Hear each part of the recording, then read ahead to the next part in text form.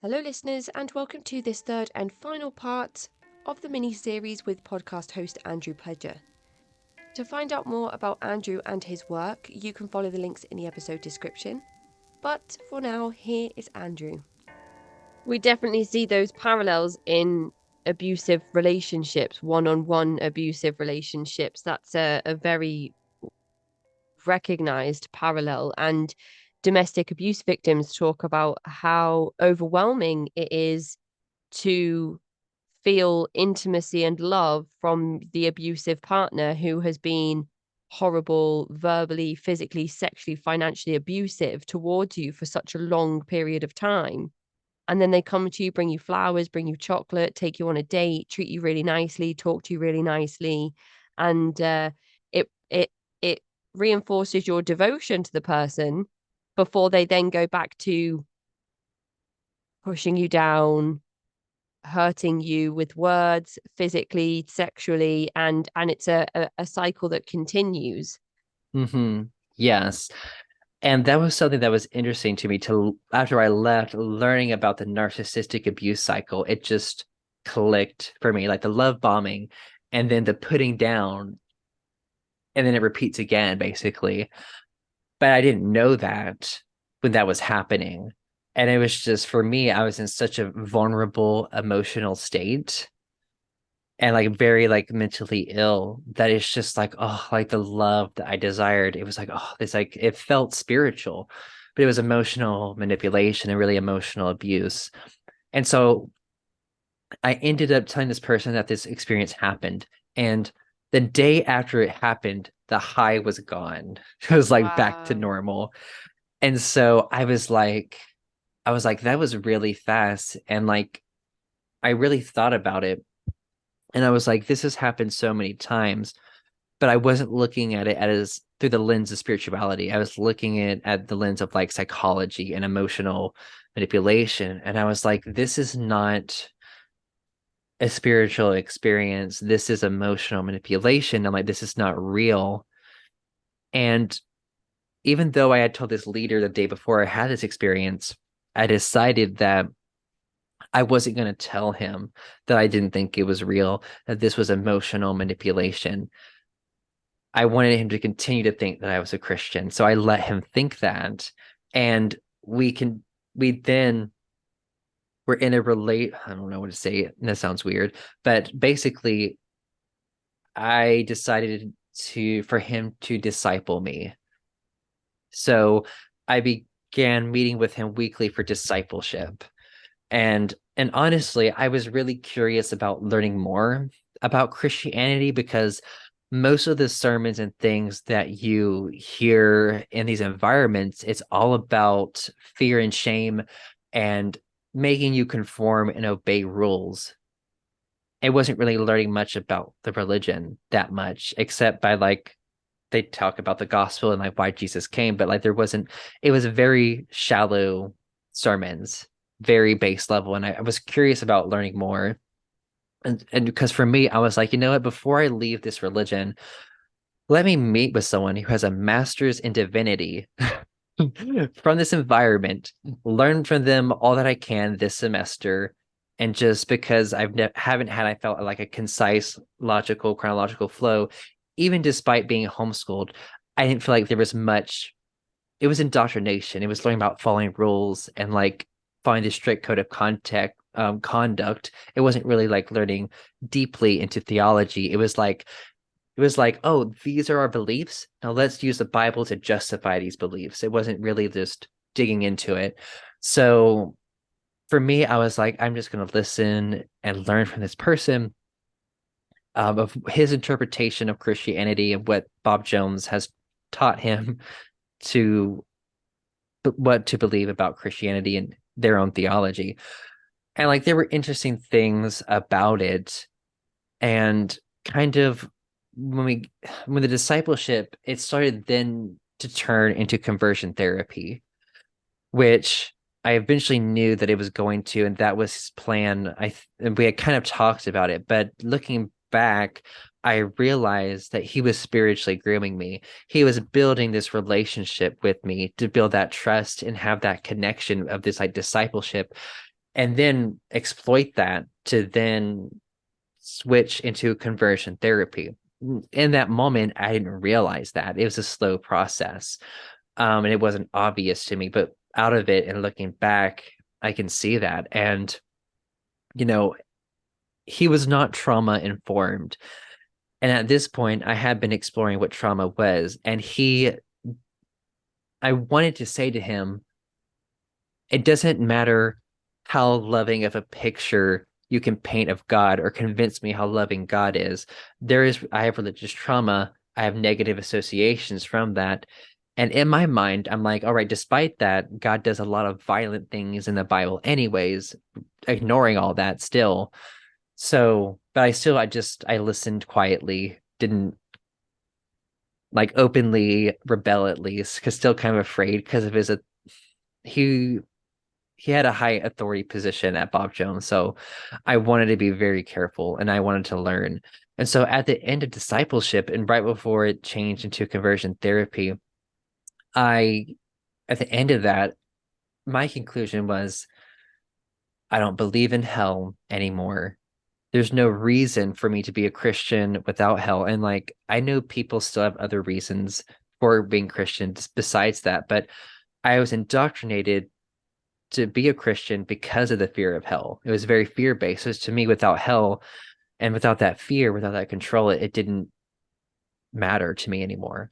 And also, I was recognizing my own or starting to recognize my own internal goodness. I was like, I can be a good person without this. And I've seen and witnessed people who can be good and even better without this. Mm-hmm. But I wasn't telling him that. These were just, it's funny that discipleship got me out of Christianity, but um that was it for me. And he started changing it into conversion therapy. And he had me read a book on someone who had been freed from homosexuality, who was Oh supposedly gosh. straight. And when I finished reading the book, the guy still had those urges, but he was just repressing them basically. So he didn't really change. He was just repressing who he was. So I wasn't convinced. And after reading it, I was like, okay, whatever. And so for the first session for our conversion therapy, I do not remember anything that happened in it because I think I just disassociated completely. All I remember was walking to the office and leaving. I don't remember anything that happened in that session. But after the session, I felt so much anxiety. I felt like that weight on my Oh chest. And I gosh. felt those feelings of suicide coming back to me. I felt that internalized homophobia from those traumas coming back. And immediately, my intuition was like, you do not need to do that again. And No. so the next week I texted him and I was like, I'm not doing this anymore. I don't think it's healthy. I'm like, I'm not letting you do this to me.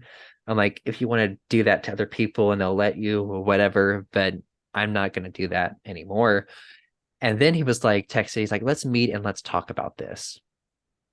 And I was like, no, I'm like, I'm not meeting with you. I've made my decision. And I told him, I'm like, thank you for the discipleship part and teaching me about like showing me your theology, but for the conversion therapy, no, like I don't think so. And so that was it. And so at that point, deconverted at the end of my junior year, done with it, a lot of deconverting and like researching for in the summer. And flash forward, senior at Bob Jones University, fall of 2021. And here I am knowing I'm not a Christian anymore, knowing this is an unhealthy system, knowing that it is abusive in and of itself.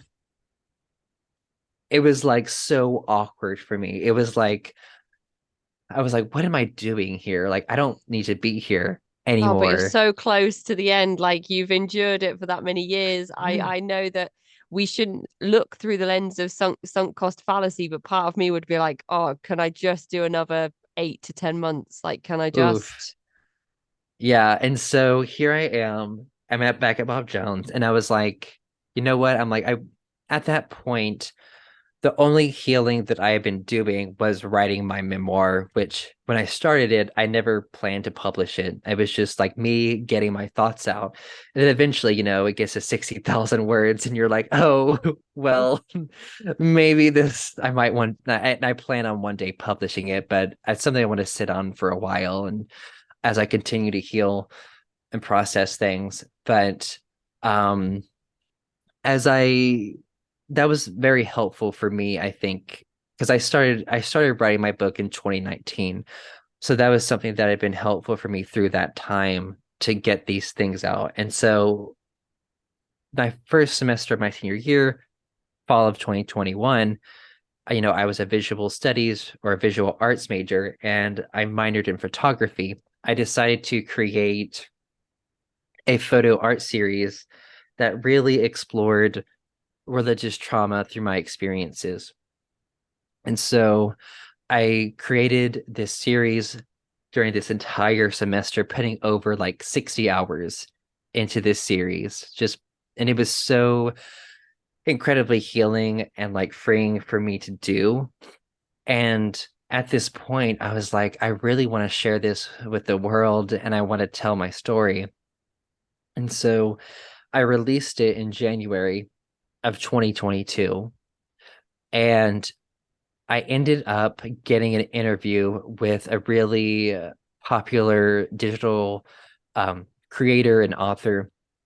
His name is Josh Harris, and he wrote this book called I Kissed Dating Goodbye. And he was a Christian pastor, and then he like deconverted publicly, which is a big deal. And his book, I Kissed Dating Goodbye, heavily influenced the purity culture movement.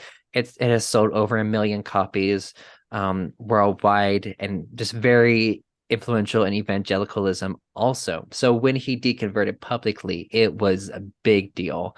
And I think it was around like 2017, maybe or something around that time was when he publicly deconverted, and he renounced his book and apologized for all the harm that book has caused in people's relationships and their connection with their own sexuality.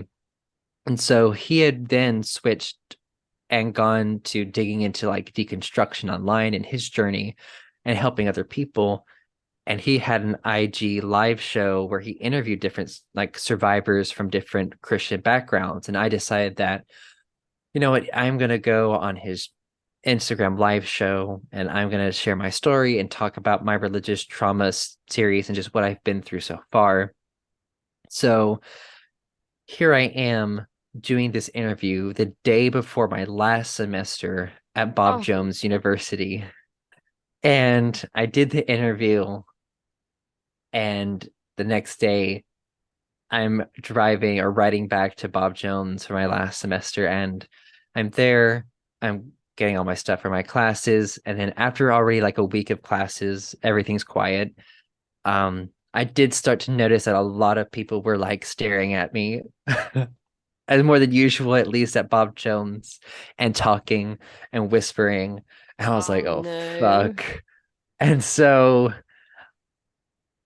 the second week of classes, it was late at night. I was called into my dorm supervisor's office, and I was there to meet with two other staff members. One of them was the guy who discipled me that year and did conversion therapy. So that was so awkward because I hadn't seen him in like a long time. And here we are again in the same room. But before I was called into that room, that family that I connected with in Greenville, they had reached out to me because they saw the interview. They were like, "Hey," they're like, "If you get kicked out, you are more than free to come and live with us." And I was like, "Oh, thank you." We'll see what happens. I don't know. And so as I'm called down into their office, I called them and I was like, "Hey, I'm probably going to be expelled." So that Oh night, gosh. yeah, I was expelled my last semester, and a lot of people were more upset about it than me. I think deep down, I felt shame for going to that university, even though like I knew that I was so indoctrinated and there weren't any other options. But for me, I'm like, I'm so ashamed of going to this university, and I don't want this on my resume and on me the rest of my life as like a BJU grad. I don't want to be affiliated with this place anymore. So I didn't care. I mean, I was really happy, honestly, when I was expelled, but there were still mixed emotions.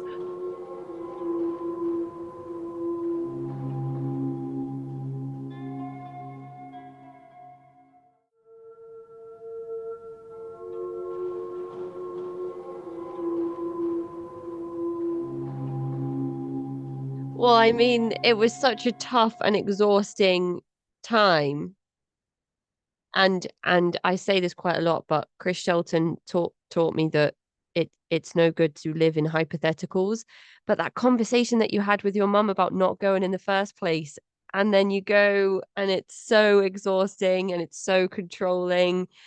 Oh man, I wonder how different things would have been if you didn't have to go in the first place. But then, you've been on this independent journey that feels and sounds as though it's been really empowering. And then you go on this Instagram live talk and you speak with somebody that can understand your experiences, has elements of those own experiences in their own story. So, I mean, that must have been an incredible experience. And if the fallout is that you don't go to this horrible place anymore, then I suppose, well, All the friends that I still have from that place. And, if I would have never met that family in Greenville, I don't know if I would be here anymore. And so I think things worked out despite all the terrible things that were happening also. And so when I was expelled, I was also relieved because I'm like, I can now continue to keep telling my story. I don't have to worry about this anymore. And, it's quite a shock, culture shock getting out of that. And when I was expelled, I moved in with that family, and that was in January of 2022. So it's been over a year since I've lived with them. And I recently just finished my bachelor's degree. So I redid my senior year. So fuck you, BJU. yeah, we were just talking the other day and you said, "Oh, I'm just finishing up my studies." And I was thinking, this person is so busy. You are juggling so many different plates. And we mentioned at the start that a year to a year and a half of being out of a group is a very short amount of time. A lot of time, a lot of the time when you speak with experts about recovery and deconstruction, some of them may say it's best to wait a little while to really work out how you think and feel about things. But you've told us that your exit from religion started a long time before your official public exit happened. And finding resources on religious trauma, not only does it allow you to read up about some of the things that you've experienced, but I guess it also comes with the knowledge that other people have experienced this thing for it to be researched, for it to be written up in papers, for it to be talked about Hmm. in different communities and circles. So that must have been not only an educational moment, but a validating one as well to know that, you're not suffering these things just Hmm. on your own. Mm. Yeah, it was so validating to read it, especially in an environment where you are shamed and blamed for negative emotions and you're even gaslit a lot about them, and you're spiritually bypassed really a lot. And so it was um I think for me it was great to be expelled because I already, so like I had said, I knew I was going to leave the IFB at 17 years old. So here I am. I was about to turn 22 right before I got expelled. And, before I knew about the Josh Harris interview was going to happen, I was still planning to be at BJU after graduation. Um, because of just number one, I made a several year plan of how I was eventually going to get out. I was like, oh, I'll just stay here a little bit longer. And it's hard because you're like, it's toxic, it's harmful, but it's familiar. You know how to navigate with it, you know how to deal with it, and you have all this structure and different things. And so there's this like internal conflict of like, oh, I have to leave, but how? And I'm like, let me not do this drastically. Let me do this carefully and safely. And so I had this plan of like working at Bob Jones for a little while and moving into they have their own apartment complex for like grad students and faculty that was like super cheap. I was like, okay, this is super cheap. I can walk across the street to the school. I can save all this money, save, eventually move somewhere else, have a different job, and do this like slowly and carefully because I'm such a planner. Um, so then for me to get expelled and forced out of that environment, I think it was good and where like being shoved out of the nest and Yeah. letting my wings fly. Forced your hand. It's interesting some of the times individuals have talked about their experiences on the show in regards to leaving a group, and oftentimes people will say, I gave it one last shot. I got baptized, I reconverted, I took up a position in the ministry, all number of different things individuals can do in high demand religious groups to attempt to throw themselves all in, and eventually almost always backfires in sort of Mhm. excommunication, shunning. So they're going from all into somebody actually, well, their hand being forced in, finally walking away from the group. So I mean, who knows how far away this conversation would have been Oof. if Yeah. that wouldn't have happened, and all the other Hmm. things that you have going on. You're writing your memoir, which is amazing. You are you've got Speaking Up with Andrew Pledger. It's a continuous podcast where you speak with other survivors of different extremist and high Hmm. control groups.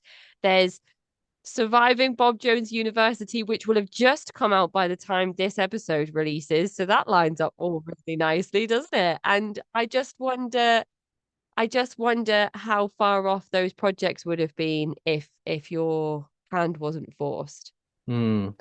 Yeah. Yeah. I mean, it's been incredible to see the things that worked out because when I was expelled, I took that as a time to really, I mean, I still did things because I think it is a trauma response to constantly keep yourself busy, and to constantly do things. So that's something I'm trying to work through.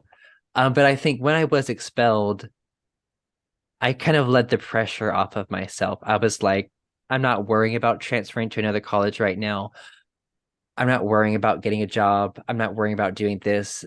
For me, like, I think it was like from like January to like, I guess you would say late April was just like a long vacation for me.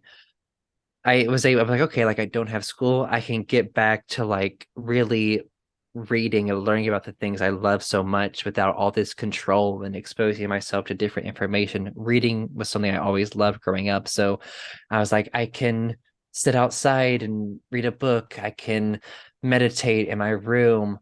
Oh yeah, and like was going to therapy also. So like literally when I was expelled, I started researching therapists and I found a really good therapist that also left Bob Jones, and so they knew that environment. So I was able to be in therapy and just start even picking at the mountain of things that I needed to deal with, and so and just trying to and like even in that time when you get out, it was so hard.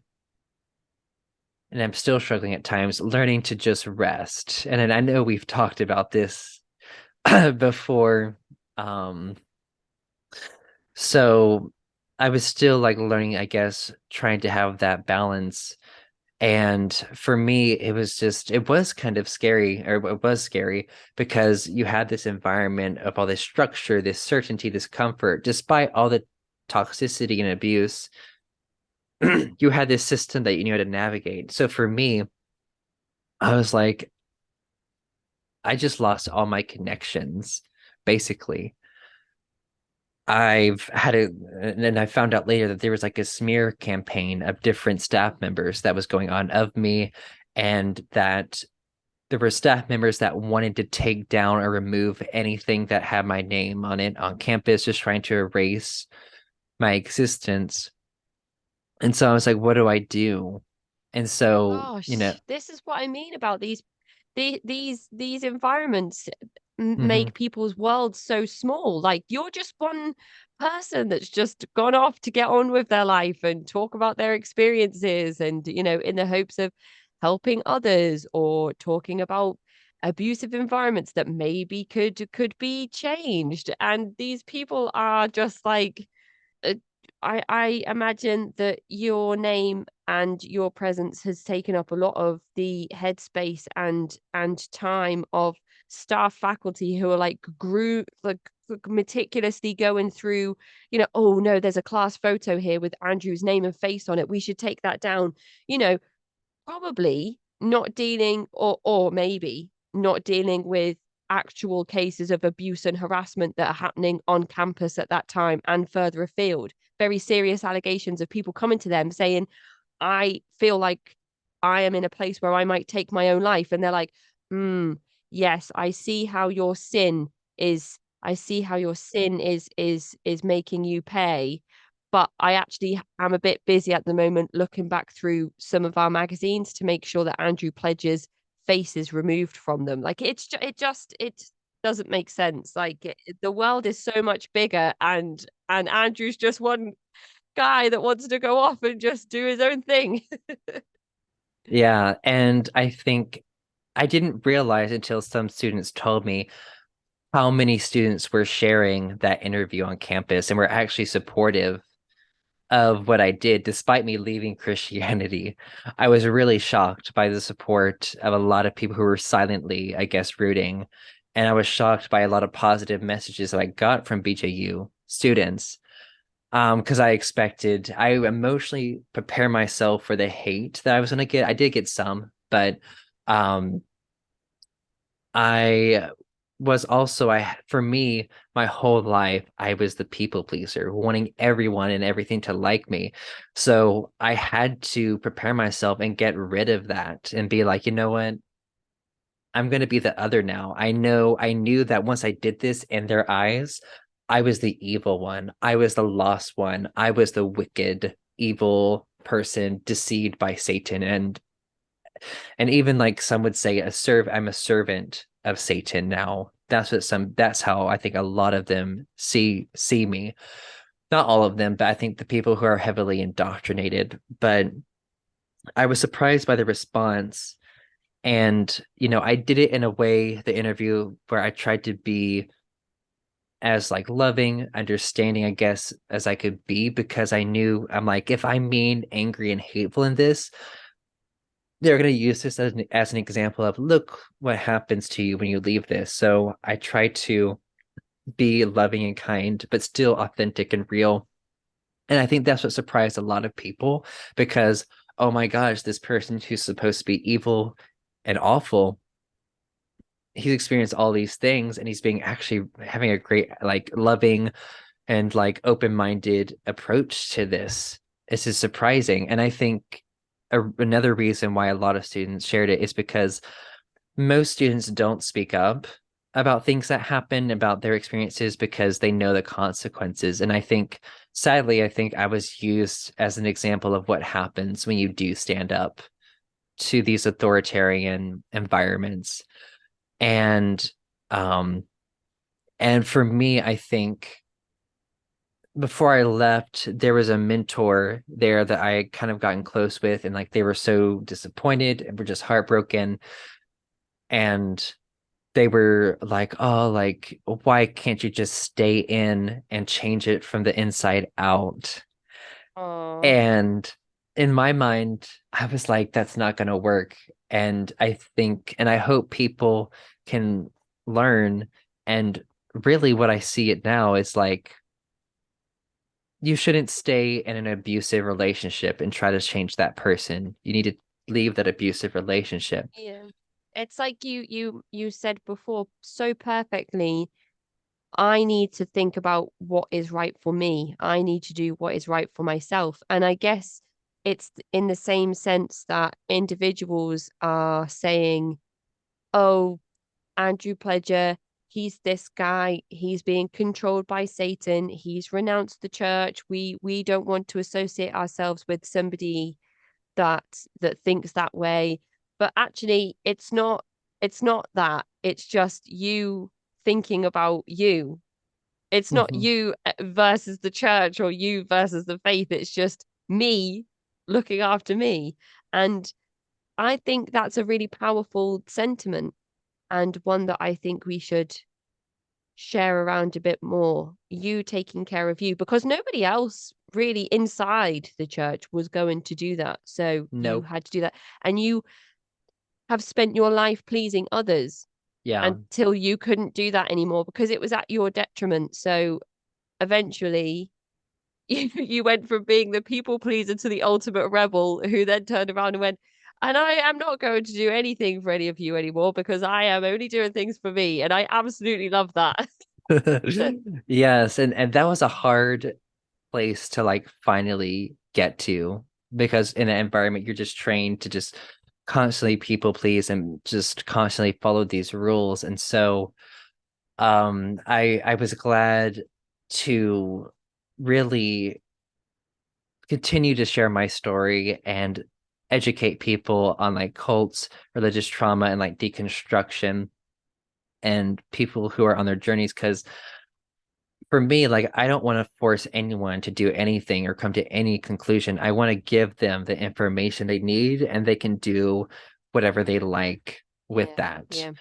And so, when I was expelled and then, I'm in therapy, I was like, I don't know what's going to happen, but I just had this really weird sense of peace. Like, despite all the uncertainty in my life, I had this weird, strange sense of peace that everything was going to be okay. And also, like, leaving that environment, I didn't realize the full extent to like the toll that it took on my nervous system, because I obviously knew it caused me a lot of stress and anxiety and trauma, but when I wasn't in that anymore, it was strange because I was like, I wasn't tense in places of my body that I didn't know were tense at all. I was like, oh, I feel really loose here. I'm like, I felt different. I didn't know I was so tight there before. And it's Mm. that hypervigilance that I was so used to. And so, Yeah, well, it's the anxiety, isn't it? You oh, said that you mentioned before that you could feel it in your chest, and I know when anxiety gets really heavy, it's like you have like a baby elephant sitting on your chest. yes. I don't know how else you would describe it, but it's like you can't. It's like you're pinned down by something and you can't move. Hmm. So I can imagine that it's liberating that way as well Hmm. to be able to. Yeah. I mean, oh gosh, just to breathe, take a deep breath, Yes. and be like, Oh, oh. yeah. And so when I was expelled, I got on social media and I'm like, I'm gonna continue to go tell my story, educate. I'm gonna go on so many other podcasts that I can to share my story and reach out to other people and like who need to hear this. And I ended up connecting with Rachel Bernstein and I went on her show, Indoctrination. I think we recorded it in like February of 2022. So like a month after I was expelled, we had recorded it. And I just kind of went on my way, living my life. And I was then thinking like, oh my gosh, it was like April, and I was like, I need to start just looking for a job because I was starting to run out of money because I ended up selling all of my photography equipment, which got me about like $1,500. And so that's kind of what I just used to have that cushion. And so I was like, okay, like I need to start looking for it. And so a few weeks later, it was so awesome because Rachel and Rob, they reached out to me. They were like, we love what you're doing on social media. We love how it looks. We love how you present yourself.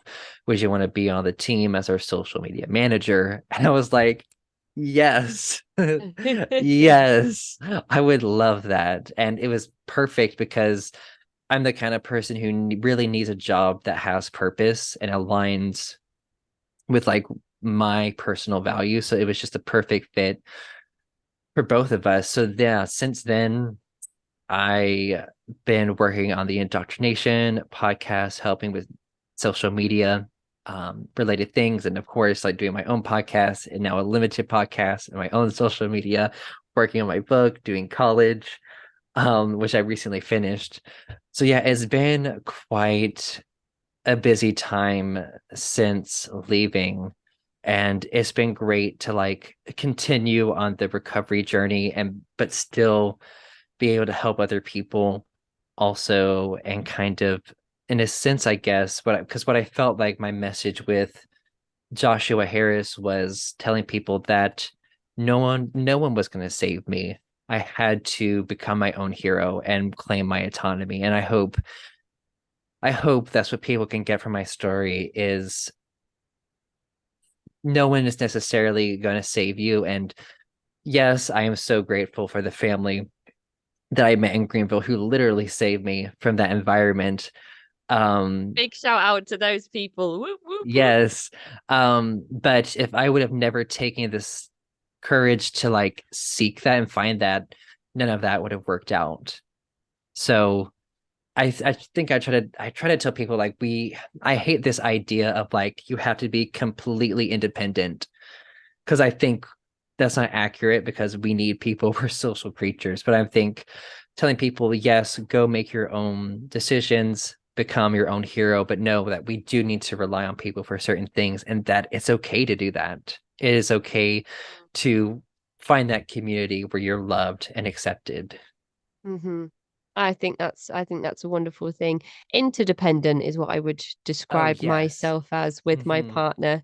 I I was very independent when we met, Mm-hmm. and I was very dubious of becoming less than independent, but over time we've become, very interdependent on each other, and we are a team. And I wouldn't Mm-hmm. want to be on any other team. And I'm trying Oh. to stay away from organized groups, but me and my partner, that is a team I want to be on, and it's wonderful. So I do agree with those sentiments as well. And who knows who knows what your work has done? Your talk may have been a catalyst for other people at that university and further afield to speak up for themselves, to really take Mm-hmm. ownership over their own lives and their own autonomy, and say, actually, I am going to take a leaf out of Andrew's book, and I am not going to do this anymore. And it can't be underestimated the effects that one of these conversations can have on one individual who is talking. Maybe an individual who's never heard of the term religious trauma before, or rapture anxiety, or has never even considered what Bob Jones University might be like and whether it would be a good fit for them. It's incredible to sit back and think about the impact that this work can have on people's lives, and especially with things like the indoctrination podcast.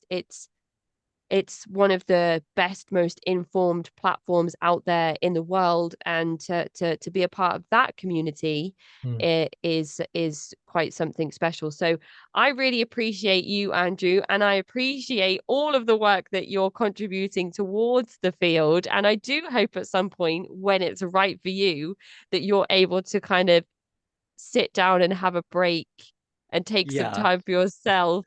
um a hobby that is not going to land you in any trouble. I always say, oh, maybe you should find a hobby, like like learn salsa, but then who knows what the salsa leader might be like.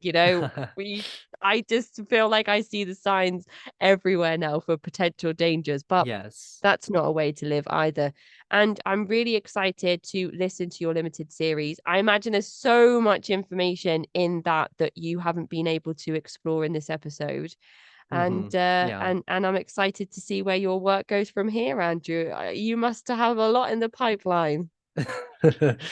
Yeah, I know. Thank you so much for this opportunity. And yeah, I do need to take a break, but we'll see how far in the future that will be. But yeah, like it's just it's been incredible to be in this space, and thank you too, like for the work that you're doing, and just you put yourself at risk. I know. a lot with the people that you call out.